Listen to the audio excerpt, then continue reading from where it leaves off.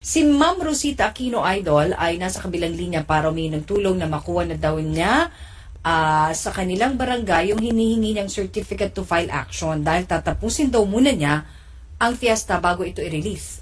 Okay. Kaya hindi ma-release. Kailangan muna mag-fiesta. Okay. Ma'am Rosita, magandang hapon.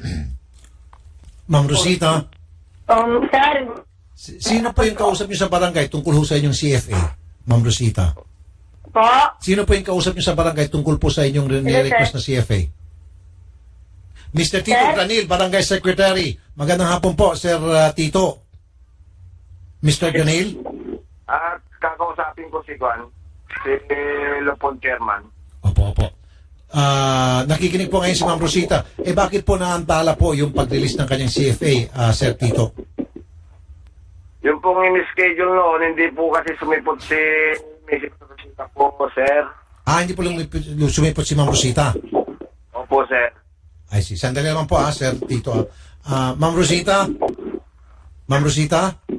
sir, Okay, kaya raw po hindi na-release ang inyong pong CFA dahil nung last time na patawag, hindi ko kayo sumipot daw.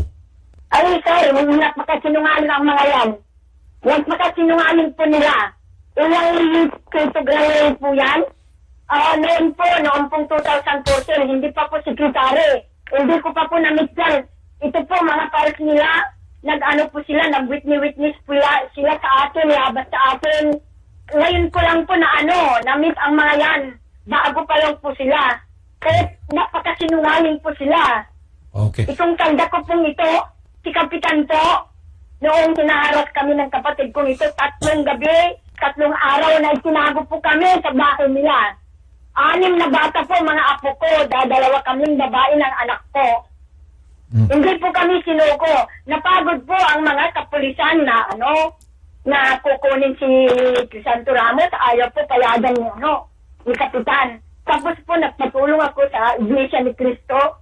Nagpadala po sila ng pulis, ayaw na pong ibigay.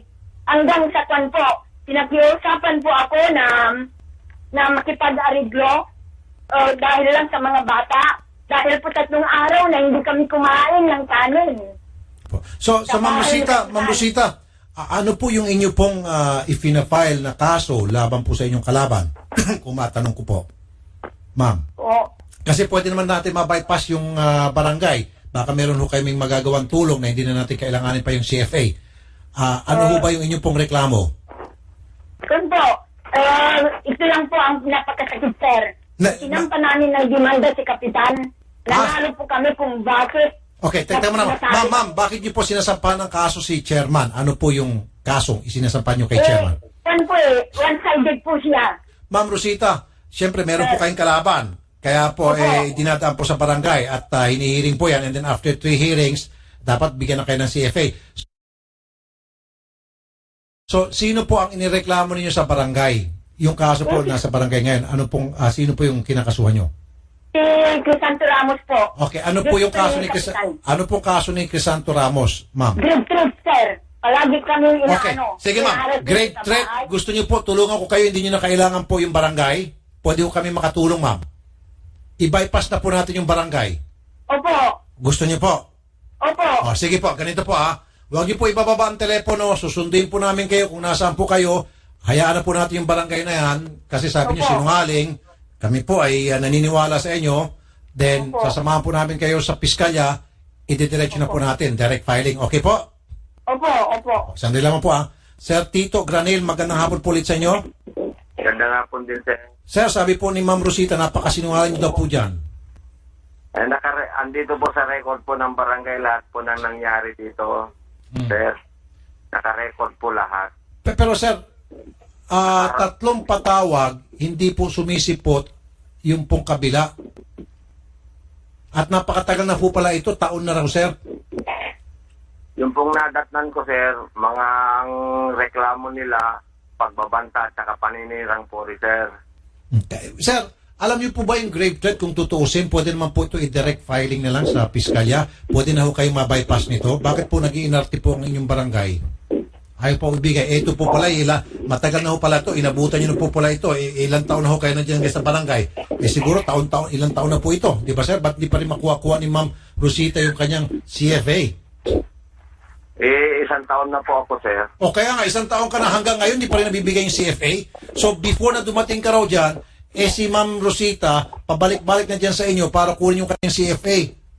Hanggang ngayon, hindi pa rin makuha-kuha. Nandiyan na nga, 1 year ka na dyan. So there's something wrong. Bakit po naipit-ipit ngayon, sir? Parang lumalabas, bastusan to. Babastusin na rin namin kayo, ibabypass namin kayo. Sa tulong po namin, ibabypass po kayo ni Ma'am Rosita.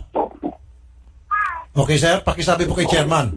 Binabastos si Ma'am Rosita, babastusin na rin po kayo ni Ma'am Rosita. Sa tulong po namin, ibabypass po namin kayo. Gagawin namin kayo parang inutil na this time. Okay, sir? Sige po, sir. Sige po. I'm just trying to speak the language that you can understand. Okay, sir? Layas. Okay. Ma'am Rosita, sige po, susundin po namin kayo. Papayal po tayo sa piskalya diretso, okay? Opo. Sige po. Sige po, huwag niyo po ibaba ang telepono. Sasaluin po kayo ni, Opo. Salamat po. ni Jana. Okay, sige po.